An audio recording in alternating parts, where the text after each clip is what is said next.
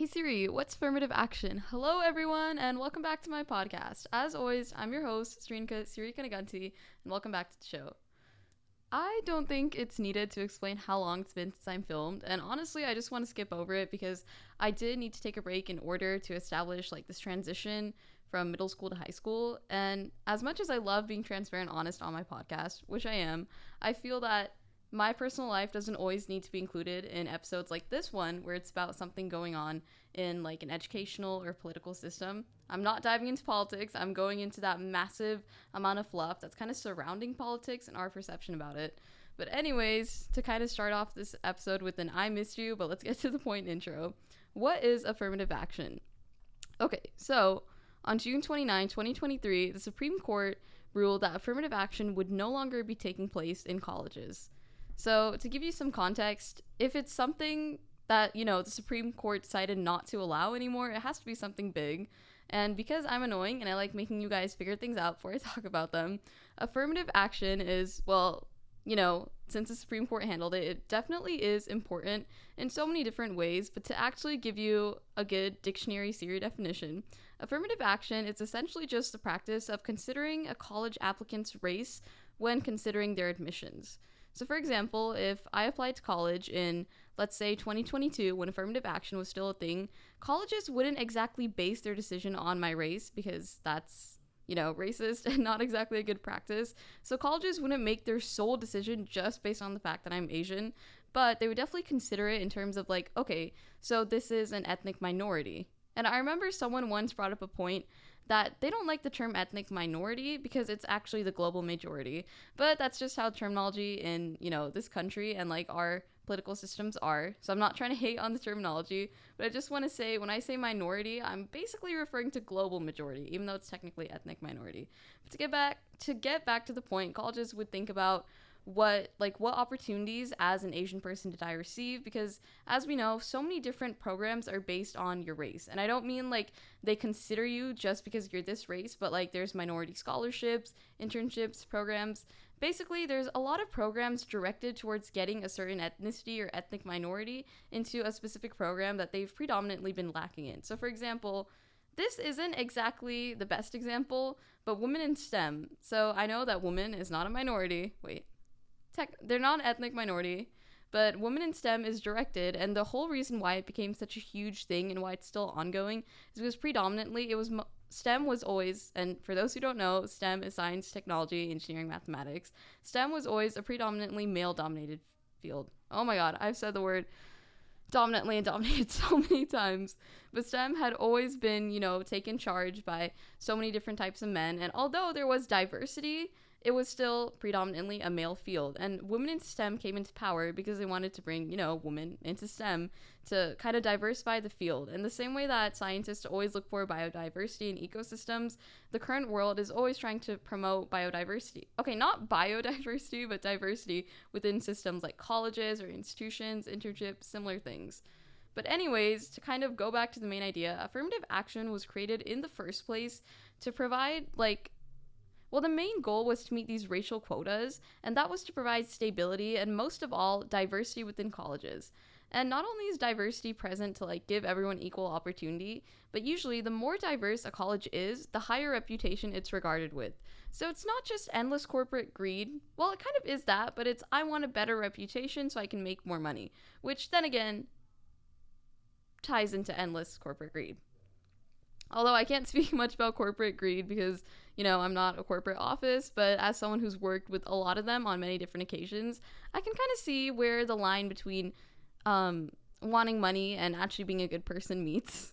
But anyways, this episode isn't just about affirmative action, but I've always wanted to do an episode about colleges because as I feel like in my ethnic community, it's kind of a stereotype that we're always there's a stereotype that someone in their freshman year of high school is prepared to go to college, or someone in their freshman year of high school is equal to someone in their freshman year of college. And that's a major stereotype, and unfortunately I am a victim of that stereotype. Now I definitely do enjoy doing research and stuff like that, because to me how colleges, institutions, systems, and people and employees in general, how they operate is just such an interesting topic. But ever since I was a kid, I always wanted to learn more about colleges and how they select applicants and why they do this, and kind of how they earn and maintain this broad level of prestige that they've been building for years and years.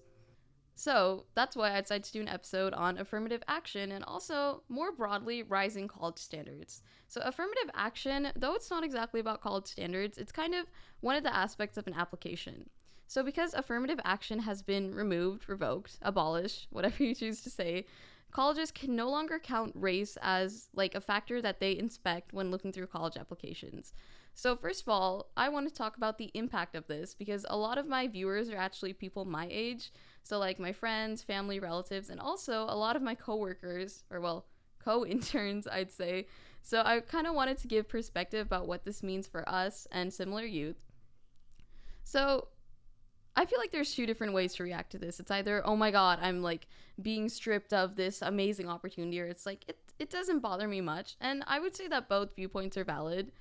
I'm going to be honest, I've started to shift my podcast from my opinions to different opinions on different topics that I just do research about, because to me, giving different viewpoints is really interesting because I get to see how you react to it, and then I can make inferences about these viewpoints and the people who support them. And that's really cool to me.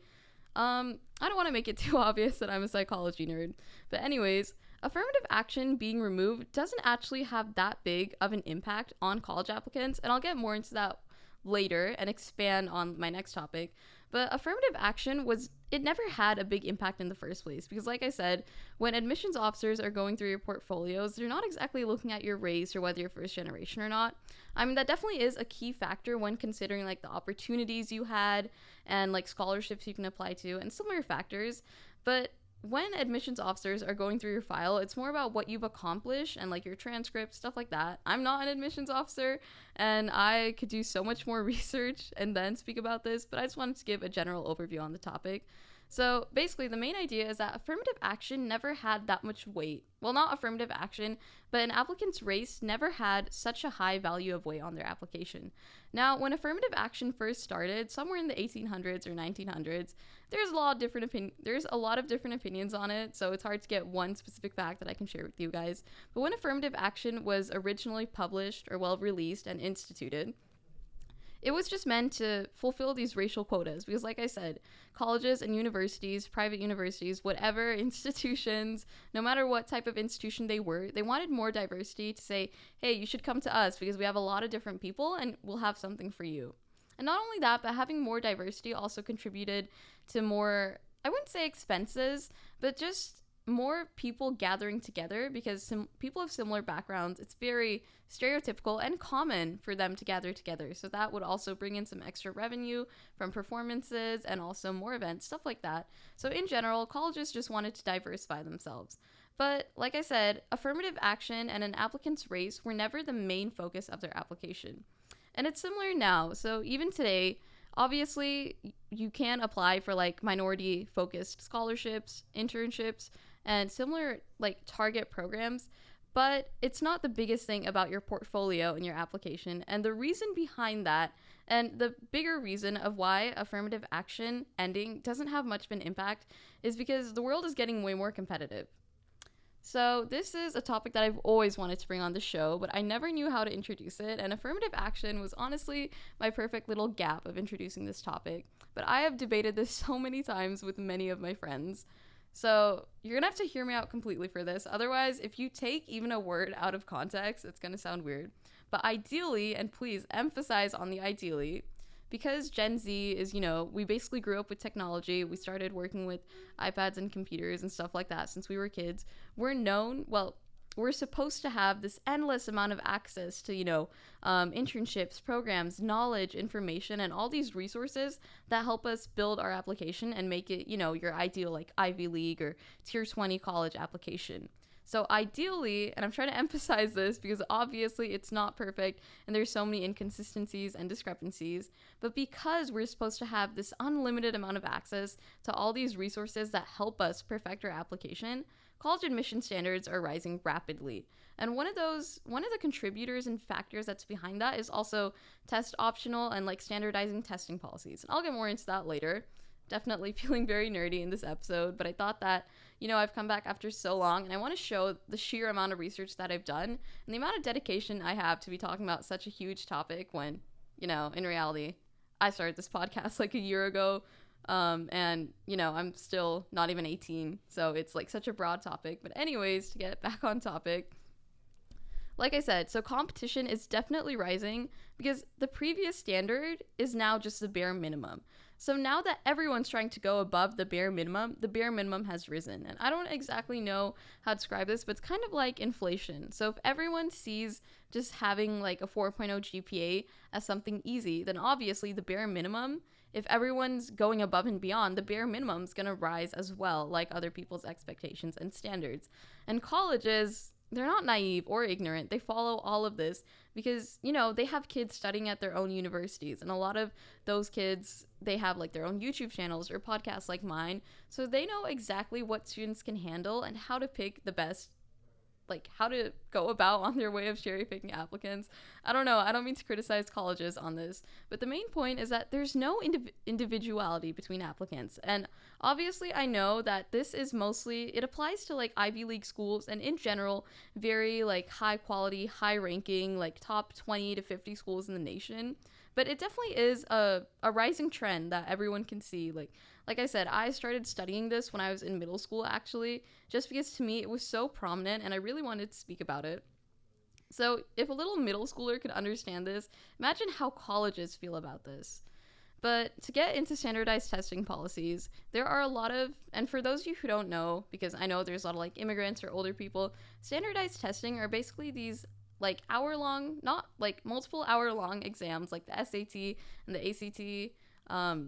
The SAT stands for Scholastic Aptitude Test. I don't know what the ACT stands for, but they're two separate tests and they each have their like pros and cons and differences. But these tests are basically like these college entrance exams. So they used to be required for a long time and it was actually over COVID. And COVID was, I would say, what jump-started all of this, like these major changes in college admission systems. But after COVID, not only was COVID an indirect like reason of why affirmative action was abolished, but it was the main reason why standardized testing also became optional. So now students don't have to spend, like 2 to 3, even 4 years studying for the SAT or the ACT, waiting to take it and just hoping that they have a good score. But there are still a lot of colleges that do require test scores, like to be submitted, but I feel like I'm saying I feel like because I don't know the exact statistic. It's hard to find because there's still so many colleges changing their policies. But I'm pretty sure that over 50% of colleges are now test optional. So ideally, being test optional would make the competition harder. But surprisingly, it's basically the opposite. So because testing and like completing a standardized test is now optional, it has higher weight if you still go through with it and get a higher score. And the reason being is, like I said, when everyone's going above and beyond, the bare minimum changes and the bare minimum gets higher. So similarly, if everyone's being forced to take this test and a lot of people are doing bad and a few people are doing good, then it's nothing to bat an eye at. It's nothing that's super surprising or shocking. But if this test is now optional and, you're an Ivy League applicant with like XYZ extracurriculars and you have all these amazing leadership roles and like work experience and also these crazy letters of recommendation, if you manage to get a high score on the optional standardized test and you chose to study for it and take it, then that adds a lot of weight to your application. And that's also why GPA and transcript and extracurriculars hold so much more weight now. It's because this one factor is wonky and it differs for every applicant. So because standardized testing has become so coveted about now, it's definitely raising the bar, but it's also lowering it for the people who aren't aware about all of these. And I've discussed this so many times with my friends, how I know a lot of people who they don't understand that the bare minimum is rising and they'll either do the bare minimum or they'll go buy something that's below it and they'll expect that they'll, go passing with flying colors. I think that's definitely a major issue, is that there's a lot of misinformation, and the root of all of this is because so many college policies are changing and stuff. And one aspect that I also wanted to bring up is also full AP and full IB systems, exam systems, and why they don't have as much weight anymore, but they also have a lot of weight at the same time. It's really crazy to think about. And this also draws more into why the bare minimum has risen and it's going crazy. But basically, so I'm not sure about honors systems at high school, but at most high schools, there's either an AP advanced placement or IB International Baccalaureate program. So these are basically just honors, like, and by honors, I mean like more advanced classes that look better on your application. And they're just advanced courses, honestly. That's all I can say. Some of them are considered like college prep courses, and they make your application look better because, you know, it shows that you're taking harder courses. And if you're doing good in them, it shows that you're smarter and can handle harder coursework in less time with a variety of teachers and different curriculum, stuff like that. Endless assignments is definitely a characteristic of them. But there have been so many students, and I'm kind of focusing this video on Ivy League applicants because, okay, not Ivy League, but in general, like tier 20 college applicants, because for the rest of American colleges, things haven't changed a lot, but it's mostly these colleges that are in like the top 20 to 50 to 75 to 100, and that like a good college and recognized, but not the like best college, like Ivy League level possible. It's mostly these colleges that have been upping their standards and raising the bar the most, because as we know, Ivy Leagues have always been at the top in terms of standards, and they have reason for it. They're prestigious, and, you know, they're Ivy Leagues. They have that kind of set unreachability in our minds. And when you think of an Ivy League, for me, it's like, I kind of bite my teeth and get nervous. But anyways, because so many students are doing like just loading their schedules with AP courses and stacking them up so high, and it's the same with IB as well. Although at my high school, we're an IB school, and we have partial IB and full IB, and it's the same thing at AP schools. You don't have to take full, like, entirely AP courses. You can also take other ones, like just honors or regular ones. You don't need to take completely APs. But because there are so many students who are doing full AP and full IB, and also, you know, excelling in their extracurriculars, creating nonprofit organizations, doing all these internships, and overall having a stacked transcript and resume and overall application, it's just raising the bar further and further. So now it's expected that not only do you fulfill what used to be like, oh my god, this is such a high standard, that high standard has now jumped to the bare minimum. So we've definitely made a major leap in terms of college admission standards, and that's kind of what this entire video is about. But basically, because there's so much endless competition, it's, you know, honestly, it's scary. That's all I have to say. Like, every once in a while, I kind of wish that I had gone to college, or that I was like born earlier, like 4 years ago, and I was already admitted to college, because college admission standards now are crazy. And I'm not saying that they're unachievable, but they're really implementing and giving way to, and in general, instituting this really toxic environment where it's basically, we're lacking validation and nothing we do is enough. So there's definitely a lot of uncertainty now that the bar has just been like rising crazily, very unsteadily. There's a lot of uncertainty and confusion, and basically education has become a very toxic topic for a lot of people. Like, honestly, whenever someone brings up the topic colleges, my mind kind of goes haywire, because when you actually take the time to research all these different aspects, you realize, wait a minute, am I just doing extra, or is this the bare minimum? And sometimes I worry, because like a lot of people will, like, they don't pay attention to colleges as much as I do, and they have no reason to. They're only freshmen, and in general, I'm just really interested in the subject, so that's why I chose to pursue it. But sometimes I wonder, okay, if I'm doing this as a freshman, does this help me stand out in my application, or is this just the bare minimum for everyone who's my age and wants to get into a good college? And the reason why I'm saying bare minimum so much is because that minimum has now risen to the maximum. And what used to be the maximum, like, oh my god, this student is effortlessly doing all of this, is now the bare minimum. And that's entirely what this episode is about. It's about how, as a group, we've kind of made college this very toxic topic that honestly to a few people can be traumatic or very like nerve-wracking to talk about. Nerve-wracking.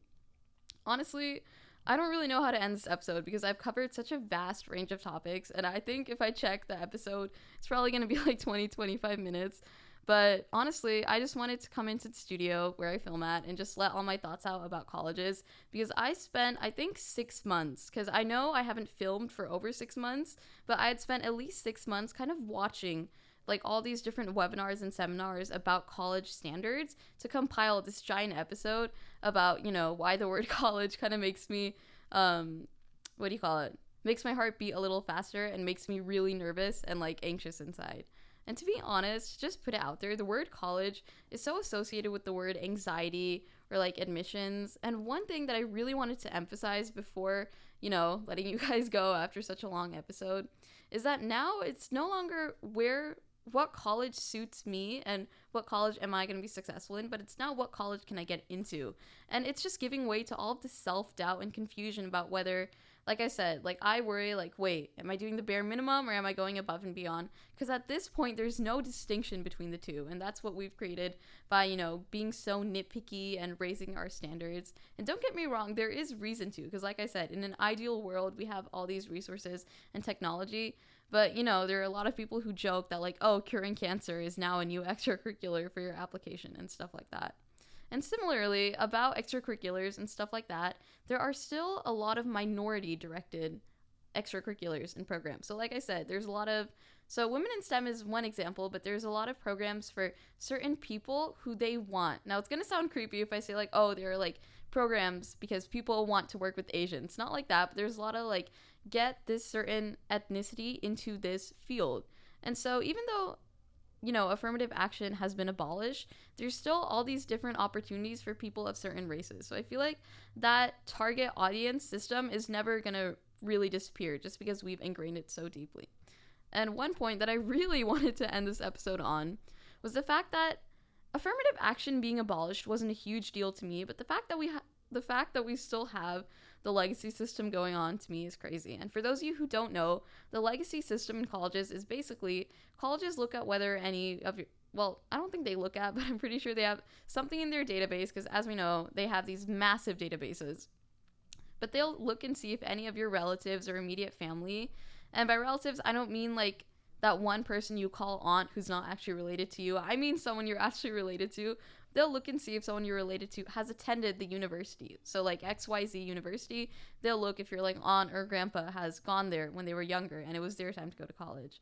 So for me, it makes no sense that, we're like now we're not basing, and like I said, it was never basing your admission decision off of race. But if we're not considering race into admission, but we're still considering alumni relationship, it's definitely very contradictory. And the reason why legacy systems are so hated and kind of like I'm going to be honest, the only people I know who support legacy systems are those who are legacies because it gives them an unfair advantage. That's definitely a major issue in terms of inequality. So even though affirmative action was there in the first place for equality, it was taken out in the name of equality. Like, that wasn't exactly what the Supreme Court said, but they just thought that it was unfair. And honestly, that's a valid opinion because it gives people of color and certain ethnicities and minorities an advantage over others. Now, the history of the other people who are actually predominantly superior and had better chances of getting into colleges, that's a whole other topic. But basically, my stance on all of this is that college admissions are going crazy, we're creating toxic environments, and the most toxic system of all is the legacy system, because it just gives others a really unfair benefit in terms of, oh, your mom gave us money by going to her college, and therefore we want you to come here. That's also the biggest problem with colleges. It's that they're just businesses, so a lot of people don't really have the mindset. But when you actually get into the field and dig deep, okay, not get into the field, but when you do enough research like me, you'll realize that colleges are just, like I said, endless corporate greed. They're just businesses trying to make a higher margin of like profit, revenue, and in general, trying to get a better reputation. So basically, in one way, corporate greed and colleges are the end of the world. Now, I honestly don't really have an ending note for this episode, but I really just wanted to like spit out my research at the camera and talk because I felt like I wanted to show how ever since I took that major break and step away from my podcast, I've grown as a person. And like I said, I really started getting into research on my own. So first of all, thank you so much for always supporting me. I was telling like the people I knew that I was going back to filming today and I got so much support. So it's really heartwarming to see that you guys love listening to me yap. And honestly, my podcast just is me yapping, but now it's going to be like more mature scientific yapping with a bit of psychology. And as always, me being a confused mess. So thank you so much for watching this episode. My outro, I like the fact that my episodes are always consistent in the sense that my outro never changes. And it kind of reflects how, as a person who values their podcast and is really grateful to their viewers, that will never change about me. So thank you so much for watching. First of all, please check out my other episodes, because if you've only watched this one, you won't really understand why this episode has so much value. It's because I'm a huge mess in the other ones, and now I'm more scientific. But anyways, thank you so much, my yapping listening audience. It's really sweet to see that I have so much support from you guys. Have an amazing night, noon, day, dawn, dusk. This just reflects my inclusivity. It's not me being extra or a pick-me. I'm really scared of cancel culture. But thank you so much for watching this episode, and please check out my other episodes. And finally, a quick announcement, because I've actually finalized this. I will be releasing episodes weekly. So Thursday is, I'm going to be honest, it's a huge time commitment, the day I film, because setting up, taking things down, talking, and doing all this research is a huge thing. But to me, my podcast holds even more value. But anyways, I've been yapping endlessly. So as always, the Siri's podcast.